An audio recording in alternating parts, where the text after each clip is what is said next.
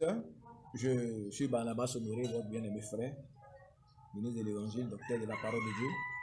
Alors, cet après-midi, je voulais échanger sur vous, vraiment à bateau rompu, sur un sujet qui n'est pas très orthodoxe dans les milieux chrétiens. Mais je voulais qu'on en parle un peu parce que il y a une leçon qu'on peut tirer des choses que nous allons parler cet après-midi.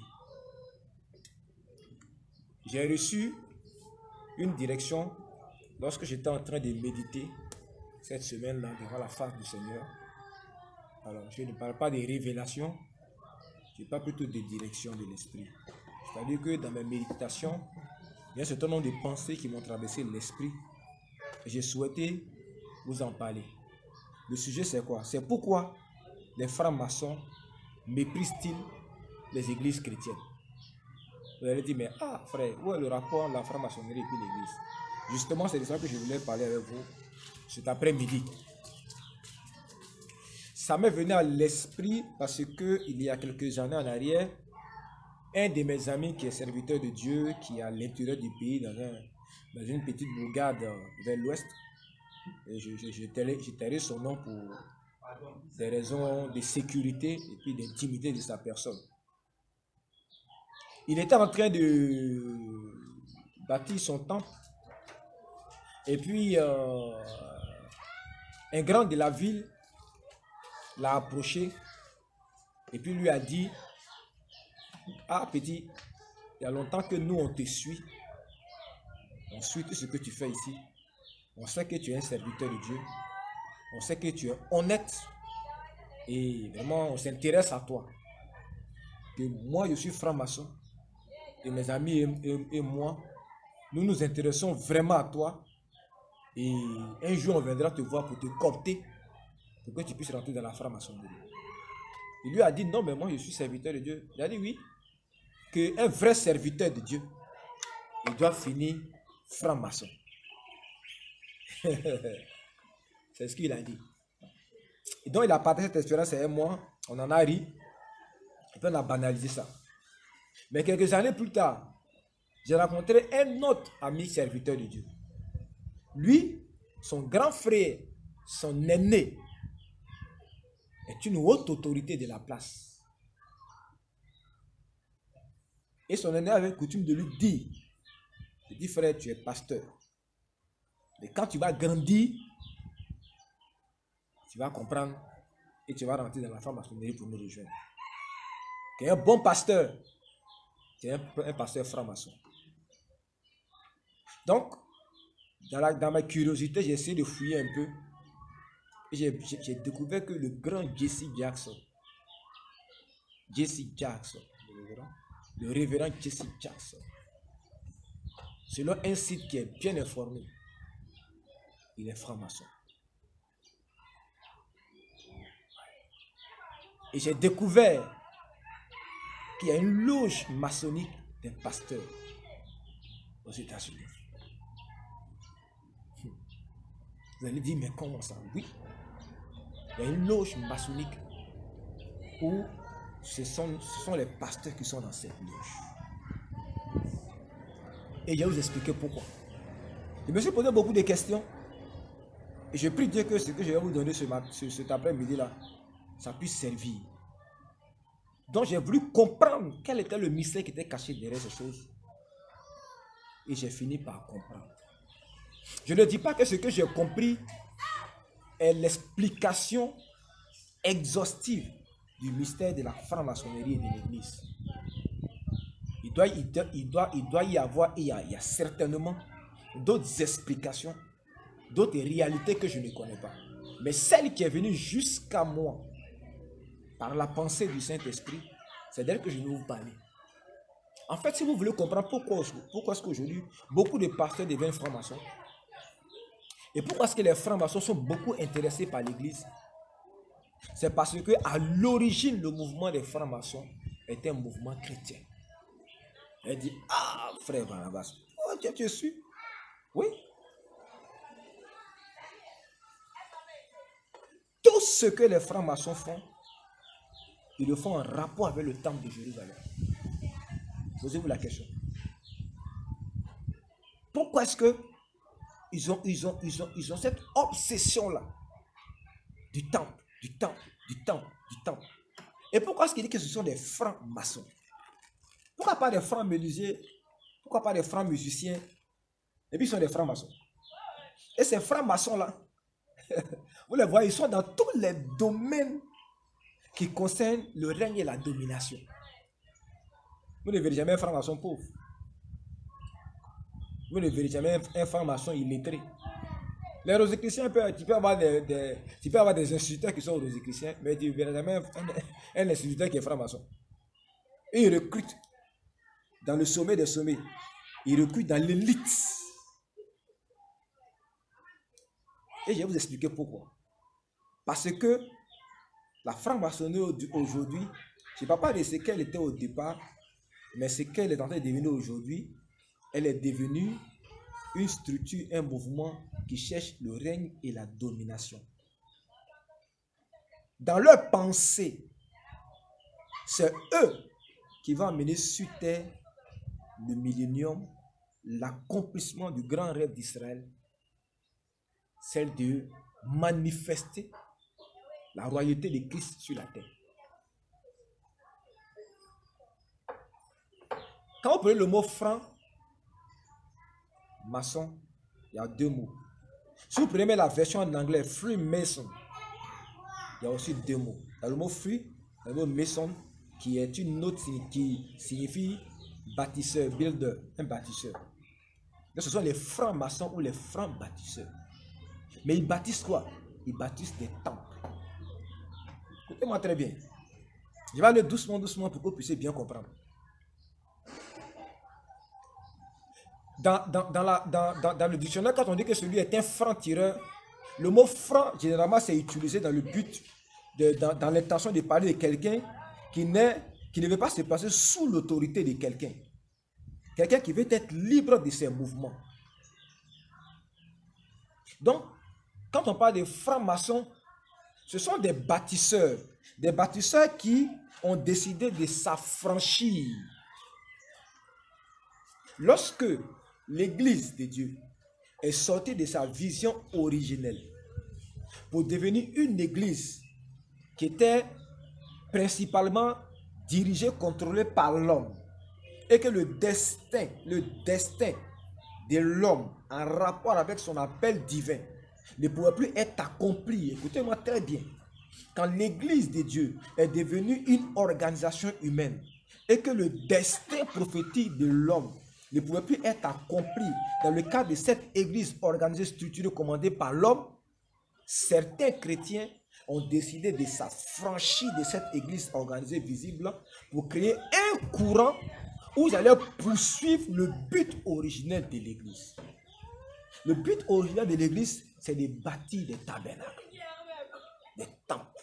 C'est pourquoi l'apôtre Paul dira plutôt aux Corinthiens, ne savez-vous pas que vous êtes les temples, que votre corps est le temple du Saint-Esprit et que Dieu habite en vous?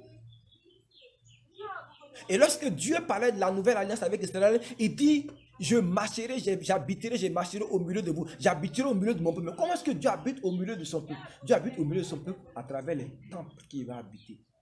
Donc, le but originel de l'Église, c'était de faire de nous des pierres vivantes pour devenir des tabernacles vivants, pour devenir des temples vivants. Donc, tous ceux qui avaient été appelés dans le ministère, leur but, c'était de devenir des maçons divins. Des gens qui allaient bâtir la maison de Dieu. Pas les maisons qui font faire des mains d'hommes, pas les briques là. Mais je parle des êtres humains. Parce que l'homme est le tabernacle de Dieu. L'homme est la maison de Dieu. Donc dans la pensée originelle, un serviteur de Dieu, c'est un bâtisseur de temples, c'est un bâtisseur de maisons. Quelle maison? Il est bâtisseur d'une maison que Dieu doit habiter. Donc un pasteur, c'était un maçon. Je ne sais pas si vous comprenez moi bien. Hein? Un pasteur, regardez, lisons 1 Pierre 2, le verset 4 à 7. Regardez. On dit, 1 Pierre 2, verset 4, on dit, rejetant donc toute malice et toute ruse, la dissimulation, l'envie et toute médisance, désirez comme des enfants nouveau-nés le lait spirituel et pur, afin que par lui vous croissiez pour le salut.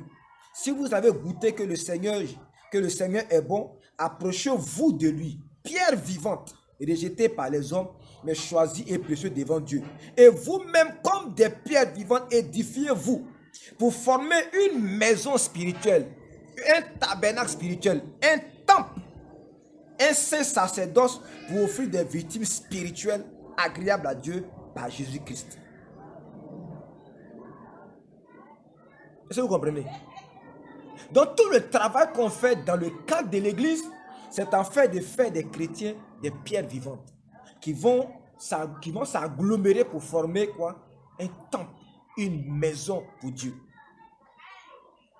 Donc les francs-maçons, ils ont quitté ce système d'église-là parce qu'ils ne voyaient pas les soucis d'amener l'homme à la connaissance du divin pour devenir ce tabernacle vivant. Parce que le but de Dieu de toute l'éternité, quand il a créé Adam, c'était que Adam puisse faire sa propre réplique pour que Dieu puisse trouver dans la lignée d'Adam des hommes, des femmes dans lesquels il allait venir habiter en tant qu'esprit et refléter tout ce qu'il est dans la création matérielle. Dieu, il est esprit. Il ne peut pas venir dans la création matérielle s'il n'a pas un médium, s'il n'a pas quelque chose qui va lui permettre de rentrer dans la matière. Et ce médium-là, cet avatar-là, qui allait lui permettre à Dieu de rentrer dans la matière, de rentrer dans l'humanité, c'était les êtres humains. Donc les francs-maçons, ce sont ceux-là qui se sont affranchis. Ils ne veulent pas être sous l'autorité de personne pour pouvoir poursuivre leur propre but, leur propre quête du divin. Malheureusement, c'est que la Bible a prophétisé s'il lui est arrivé. Dans le même verset de 1 Pierre 2, verset 7, il est dit « L'honneur est donc pour vous qui croyez, mais pour les incrédules, la pierre rejetée par ceux qui bâtissaient est devenue la principale de l'angle, et une pierre d'achoppement et un rocher d'escalade. » Malheureusement, ces francs-maçons-là, quand ils vont commencer à s'émanciper progressivement de l'église visible et organisée, ils vont rejeter ce qui faisait la force de la piété, qui est Jésus-Christ, qui est la pierre d'angle et qui est la pierre de fête. Ils vont rejeter Jésus et ils vont malheureusement tomber dans la même tentation que Satan, être semblable à Dieu. Afin de pouvoir, dans cette quête de connaissance-là, avoir le pouvoir spirituel, avoir le pouvoir politique, avoir le pouvoir financier, afin de régner sur la terre sans avoir à rendre compte à qui que ce soit, sans avoir à adorer qui que ce soit. Donc aujourd'hui, quand un vrai franc-maçon regarde les églises organisées, les églises dénominationnelles, et qu'il vous voit chaque jour aller à l'église comme des religieux, il se moque de vous. Parce qu'il se rend compte que vous n'avez rien compris de l'évangile, que vous n'avez rien compris du but de Dieu. Et ils savent que le grand Dieu de l'éternité, là, qui est esprit, là, il veut venir régner dans ce monde physique. Et comme il est esprit, et que l'esprit n'a pas de contact avec la matière, il a besoin du tabernacle. Ce qui trompe les chrétiens, c'est que quand on parle de temple, là, ils voient ça en lieu d'adorer. Il va un lieu où on va pour adorer, pour prier. Non.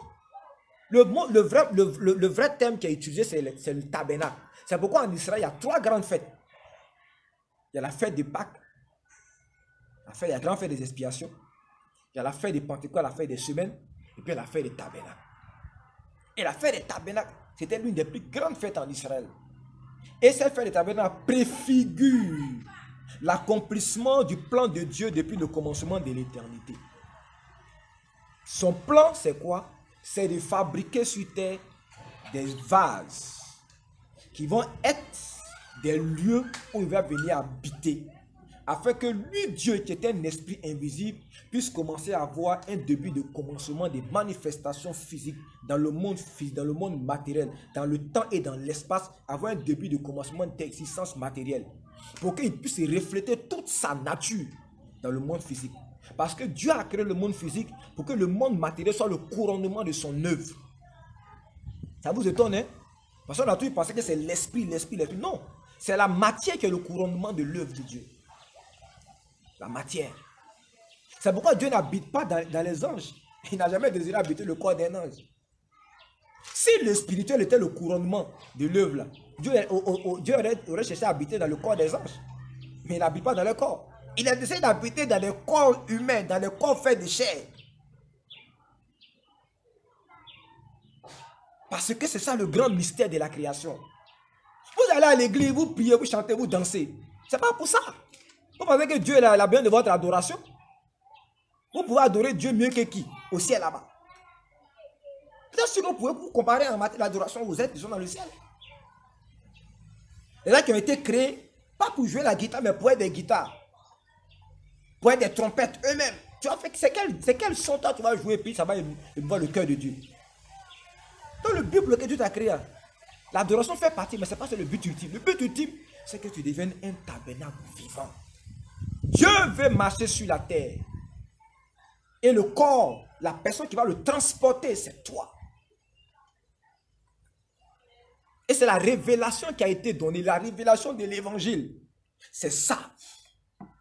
Et la Bible dira plus tard que comme les fils participent au sang et à la chair, Jésus-Christ lui-même, il est devenu homme afin de participer au sang et à la chair. Il a été rendu semblable à nous afin d'être le modèle de tabernacle que Dieu veut habiter. Donc, ce qui veut faire un franc-maçon, ce n'est pas ta religiosité. Ce ne sont pas tes dons spirituels, ce n'est pas tes charismes. Ça ne le ferait pas. C'est ta capacité à comprendre que tu es le tabernacle que Dieu veut habiter. Et qu'au travers de toi, il veut manifester sur terre son règne, sa puissance et sa domination. C'est pourquoi les francs-maçons, ils aiment le pouvoir spirituel, ils aiment le pouvoir politique, ils aiment le pouvoir économique, ils aiment le pouvoir financier. Parce que ce sont ces 4 pouvoirs-là qui constituent le fondement de la domination de la terre.